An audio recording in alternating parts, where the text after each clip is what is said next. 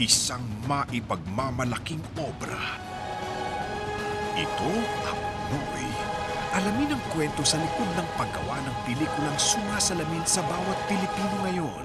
Actually, ang Noy, tungkol ito sa mga Pilipino. Kung paano ba sila nabubuhay sa panahon ngayon. Sa mundong walang sigurado,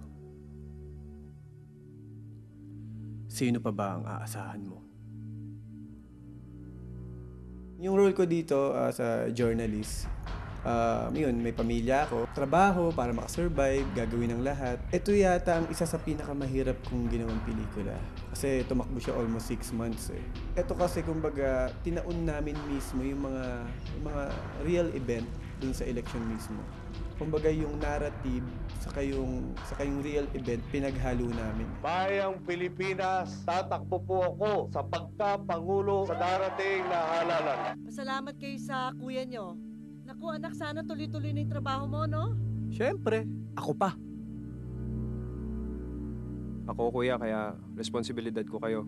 Dito naman ako eh. Babayaan ko ba kayo? Ang kwento naman talaga ng Noy is parang tayong lahat yan eh. Struggle natin sa buhay. Hindi naman tayo lahat may kaya. Kakaunti lang naman yung meron yung ganun sa Pilipinas. At actually, it's not the story of Senator Noy. It's the story of Noy, Coco. Actually, buhay niya yun eh. Kwento ng pamilya niya.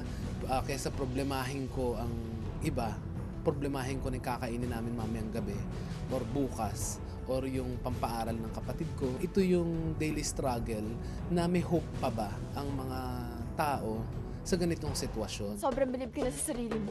Kasi kung di dahil sa'yo, hindi ko mapapaniwala yung mga boss ko na talagang journalist ako. O kita mo nga naman, no? Journalist na journalist yung dating mo.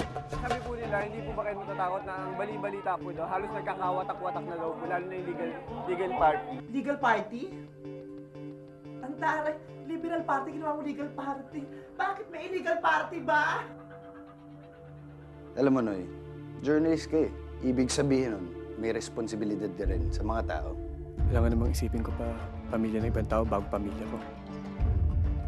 Ang pelikula ay tungkol, parang dalawa siya eh. Diba? It's a coverage of an overview of how politics or campaigns are done in the Philippines. And then, yung sa reality portion is an overview of what a common Filipino family is.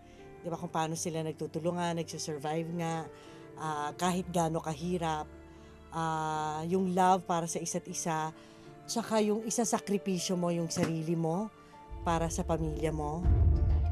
Ang ibig sabihin, basta pamilya rason, pwede ka na gumawa ng mali. Nag-a-addict ka na? Hindi mo alam yung sinasabi mo.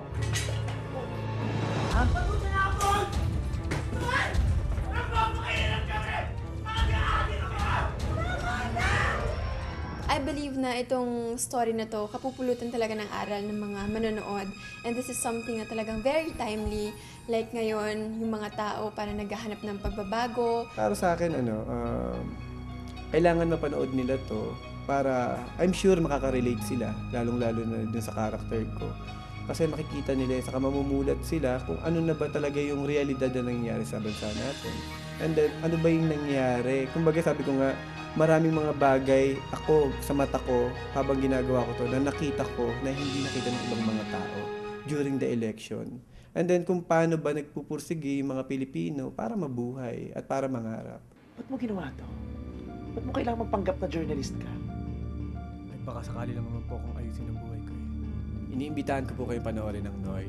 Kasama ko po dito si Cherry Pie Picache, Joem Bascon, Baron Geisler, Vice Ganda, and Erich Gonzalez. Iisang pangalan, magkaiba ng kapalaran.